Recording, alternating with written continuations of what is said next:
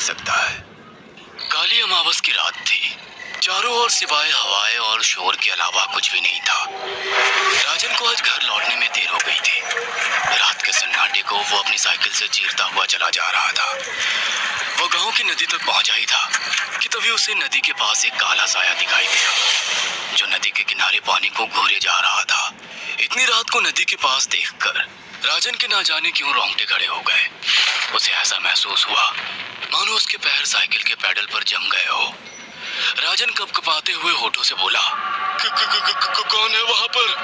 राजन ने इतना बोला ही था कि अचानक वो साया बिजली की रफ्तार से दौड़ता हुआ राजन के नजदीक आ गया। राजन की नजर जैसे ही उस साये पर पड़ी, से एक भयानक चीख निकल गई। इस घटना के 1 महीने बाद अर्जुन का सारा ध्यान ड्राइविंग पर था। उसकी पत्नी शिखा कार में ड्राइविंग सीट के बगल में बैठी हुई एक मैगजीन पढ़ रही थी। शिखा ने मैगजीन रखकर अर्जुन की ओर देखकर कहा, और कितनी दूर रह गया है तुम्हारा गांव अर्जुन? बस थोड़ी दूर रह गया है, आधे घंटे में हम पहुंच जाएंगे। तुम्हारे चेहरे पर इतनी टेंशन क्यों है? टेंशन क्यों नहीं होगी शिखा, मैंने अपनी माँ को बगैर बताए तुमसे लंदन में शादी जो कर ली। पता नहीं माँ तुम्हें देखकर कैसे रिएक्ट करेगी। डोंट वरी अर्जुन, मुझ पर भरोसा रखो।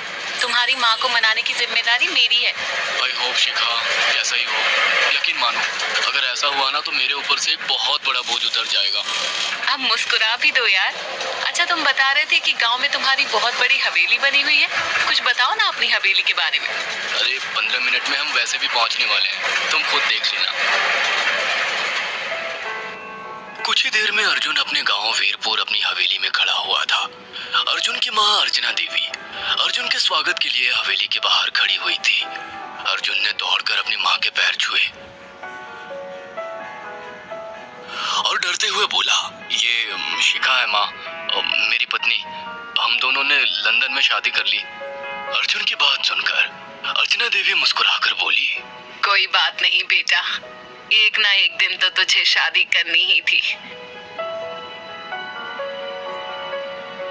इतना बोलकर अर्चना ने अपनी बहू को गले लगा लिया और वो अंदर आने का इशारा करती हुई वहां से चली गई।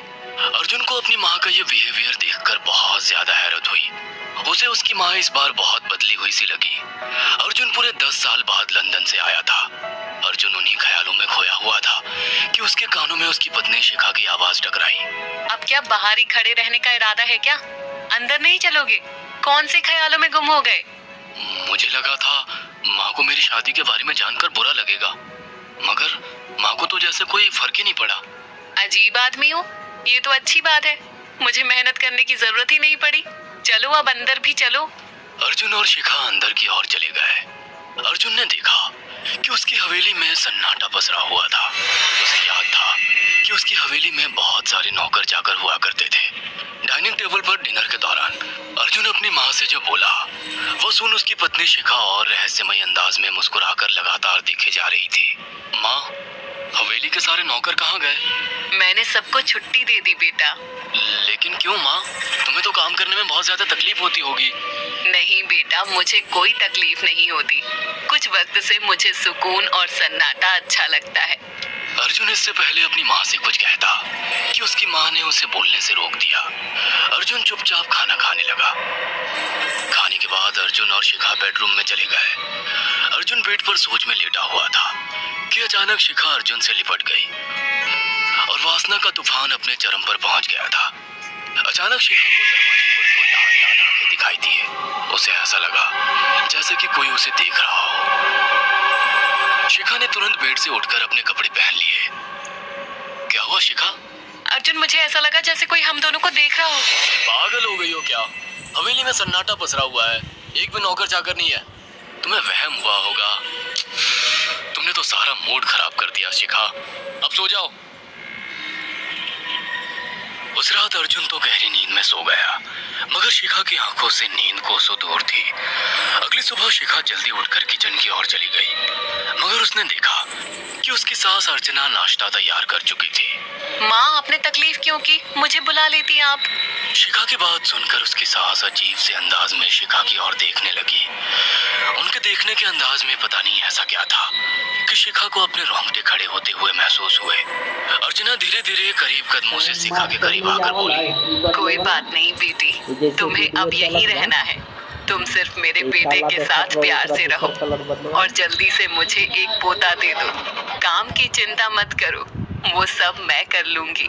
कुछ ही दिनों के बाद अर्चना गर्भवती हो गई। उसे हवेली में रहते हुए 6 महीने से ज्यादा वक्त हो चुका था और इन 6 महीनों में उसने नोट किया कि जब से वो गर्भवती हुई है, उसकी सास अचानक से आकर उसके पेट पर हाथ फेरने लगती और अजीब से अंदाज में उसके पेट को घूरने लगती।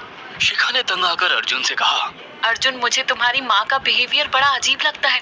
तुम्हारी माँ जब देखो मेरे पेट पर आकर हाथ फेरती रहती है। अरे माँ को अपने पोते के आने का बेसब्री से इंतजार है शिखा, इसमें अजीब लगने वाली क्या बात है? मैं तुम्हें कैसे समझाऊं?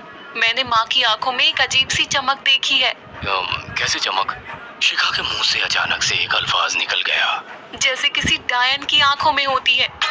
शिखा की बात सुनकर अर्जुन का गुस्सा 7वें आसमान पर पहुंच गया। वो गुस्से से चीखते हुए बोला, खबरदार शिखा, आगे एक शब्द मेरी माँ के खिलाफ मत निकालना, नहीं तो मुझसे बुरा कोई नहीं होगा। तुम्हें शर्म आनी चाहिए शिखा। जब से तुम यहाँ पर आई हो तब से मेरी माँ तुम्हारी कितनी चिंता करती है। वह तुम्हें समय से खुद नाश्ता बनाकर देती है, खाना देती है, यहाँ तक कि हवेली की साफ सफाई भी वो अकेली करती है। क्या बोलूं अब तुमसे, शर्म आती है मुझे तुम्हें अपनी पत्नी कहते हुए। इतना कहकर अर्जुन गुस्से से कमरे से निकल गया। शिखा अर्जुन से बहुत कुछ कहना चाहती थी मगर कह नहीं पाई। उसने महसूस किया था कि चाहे कितनी भी तेज आंधी और तूफान आए मगर हवेली के अंदर धूल की एक परत तक नहीं जमती थी और दिन ब दिन अर्चना के चेहरे की झुर्रियां कम होती जा रही थी। ऐसा लगता था मानो वो जवान हो रही हो। शिखा के अब 9 महीने कंप्लीट हो चुके थे और एक रात अचानक उसे प्रेगनेंसी पेन होने लगे और दर्द से तड़प। ये देखकर अर्जुन घबरा गया। वो दौड़ा दौड़ा माँ को बुलाकर लाया और बोला, माँ, हमें तुरंत शिखा को किसी अच्छे हॉस्पिटल में एडमिट कराना होगा। अर्जुन ने देखा कि उसकी माँ ने उसकी बात को सुना ही नहीं। वो तो बस शिखा के गर्भ की ओर आंखें फाड़ फाड़ कर देखी जा रही थी। अर्जुन एक बार चिल्लाकर कहा, माँ, हमें शिखा को इसी वक्त हॉस्पिटल में एडमिट कराना होगा। नहीं, शिखा की डिलीवरी हॉस्पिटल में नहीं, इसी हवेली में होगी। लेकिन इस हवेली में आपके और मेरे अलावा कोई नहीं है। तभी शिखा दर्द से तड़पने लगी। अर्चना ने अपने बेटे को धक्के देकर कमरे से बाहर निकाल दिया और दरवाजा बंद कर लिया। अर्जुन हक्का बक्का रह गया। अर्जुन दौड़ता हुआ गांव की ओर गया।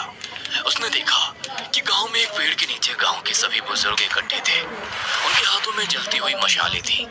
अर्जुन उनके पास पहुंच गया और बोला, मेरी मदद कीजिए, मेरी बीवी को प्रेगनेंसी दर्द हो रहे हैं।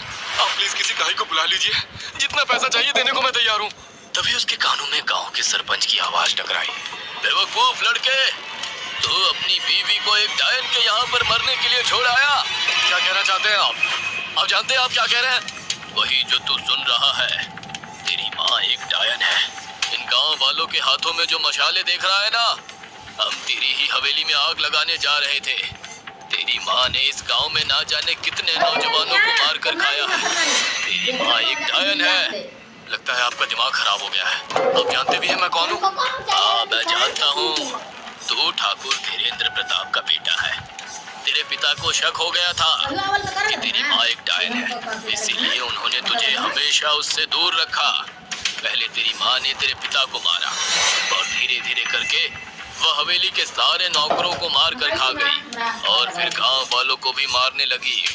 और अब तो तेरे होने वाले बच्चे को खाएगी, क्योंकि डायन को नवजात शिशु का मांस खाना बहुत पसंद होता है। अगर मेरी बात पर यकीन नहीं है तो चलकर मेरे साथ तो खुद अपनी आंखों से देख ले। इतना कहकर सरपंच अर्जुन को लेकर हवेली की ओर चल पड़ा। उसके पीछे कई लोग थे जो जलती मशाले पकड़े हुए थे। हवेली के अंदर घुसकर उन्होंने उस कमरे के दरवाजे को तोड़ दिया। यहाँ पर शिखा थी। कमरे का मंजर देखकर अर्जुन के रोंगटे खड़े हो गए। उसने देखा कि उसकी माँ एक बेहद भयानक रूप में उसके बच्चे का मांस खा रही और उसकी पत्नी शिखा फर्श पर मरी हुई पड़ी थी और पूरा फर्श खून से लाल था।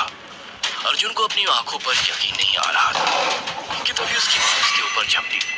सरपंच ने चीखकर कहा, अरे इस डायन को आग लगा दो, जिंदा जला दो इसे, और साथ ही इस हवेली को भी। सभी लोगों ने जलती हुई मशालें डायन के ऊपर फेंक दी। देखते ही देखते डायन दर्द से चीखने और चिल्लाने लगी और कुछ ही देर में वह जलकर राख हो गई। हवेली में आग लगते ही सभी लोग अर्जुन को खींचकर बाहर ले आए। अगले दिन अर्जुन अपनी पत्नी की यादें साथ लेकर आंखों में आंसू लिए दोबारा लंदन वापस चला गया। अगर आपको हमारी ये कहानी पसंद आई हो